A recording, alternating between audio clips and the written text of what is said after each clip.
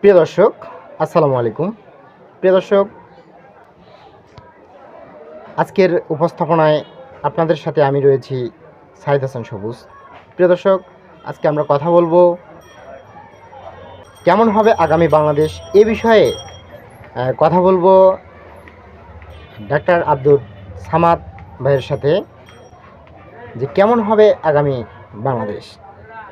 ভাই, বৈষম্য বিরোধী ছাত্র জনতার দ্বিতীয় স্বাধীন বাংলাদেশ আগামীর প্রত্যাশায় লাল সবুজের সকল শহীদের রক্তের বিনিময়ে আমাদের এই বাংলাদেশ স্বাধীনতায় অর্জিত স্বাধীনতায় দুর্নীতি ও চাঁদাবাজদের বিরুদ্ধে সকলকে সচেতনমূলক হতে হবে, এই প্রত্যাশায় আমি আব্দুস সামাদ।